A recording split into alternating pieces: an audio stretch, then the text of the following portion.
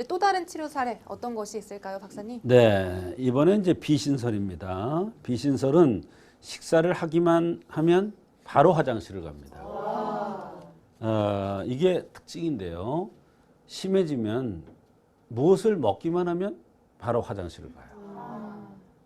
또 이 비신설은 설사를 쫙쫙 해는 것도 아니고 그냥 삐질삐질하게 이렇게 나오는 게 특징입니다. 시원해지가 않죠.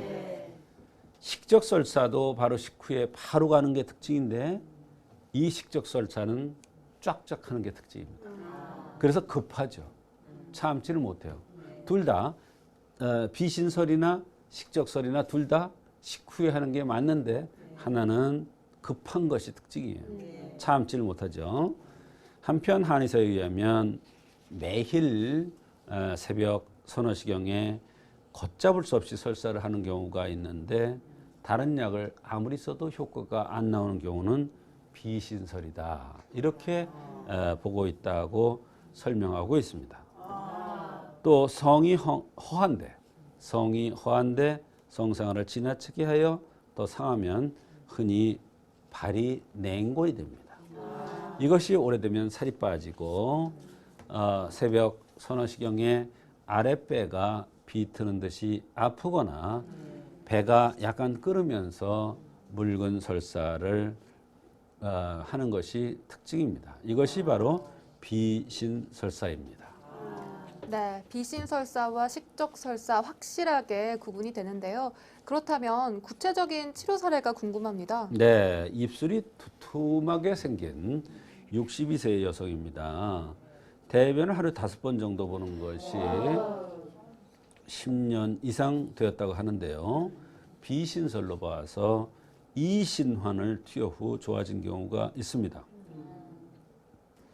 이 비신설은 입술이 특징적으로 두툼하게 생긴 사람에게 잘 나타나는 게 특징입니다.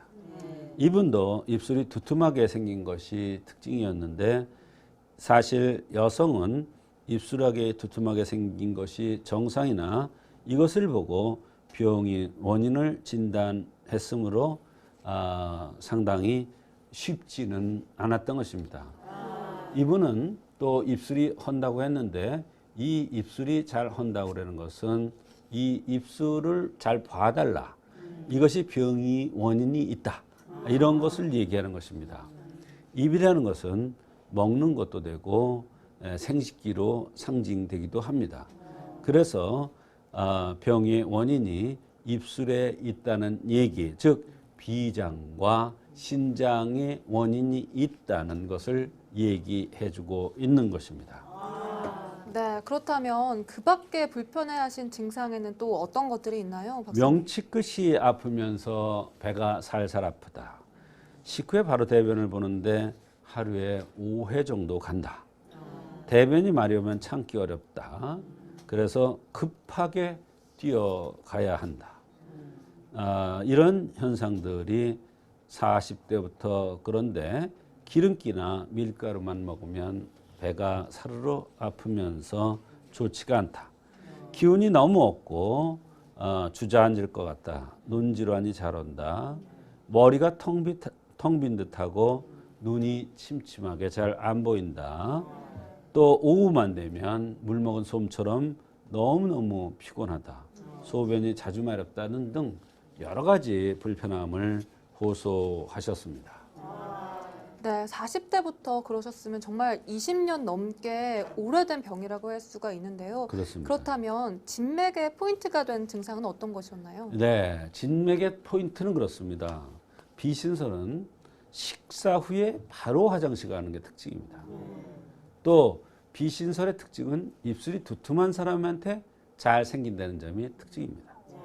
또 맥을 보아서 비신설을 판단할 수도 있습니다. 그래서 이런 관점에서 이신환이라는 비신설을 치료하는 처방과 침 치료를 병행하였던 것입니다. 입술은 비장에 속하고 또한 정이라는 차원에서 신정에 속하기도 합니다. 성생활을 무리하게 하거나 힘들게 일을 하고 나면 입술이 부르트는데 바로 신정이 축대져서 나타나는 현상입니다.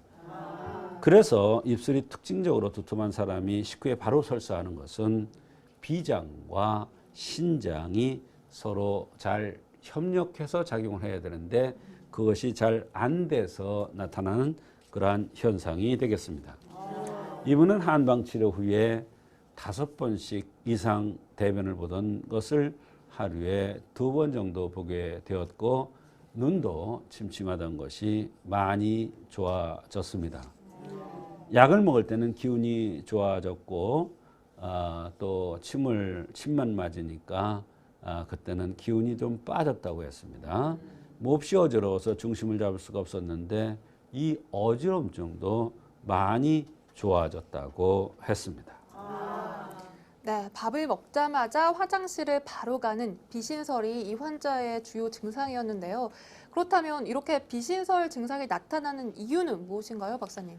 식사를 하자마자 대변을 보는 것은 비장과 신장이 서로 교제하여 수액과 곡물이 나누어지는데 비기는 비록 강하다 하여도 신기가 부족하기 때문에 즉 잘 먹기는 하는데 삭히는 힘이 부족해지기 때문에 음식이 목을 넘어가서 그대로 설사가 되어 나오는 것입니다.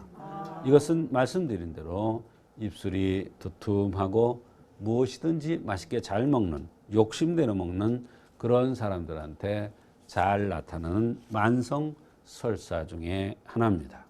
네, 이렇게 오늘은 조성태 한의학 박사님과 함께 만성설사에 관한 한의학적 치료법에 대한 이야기 나눠봤습니다.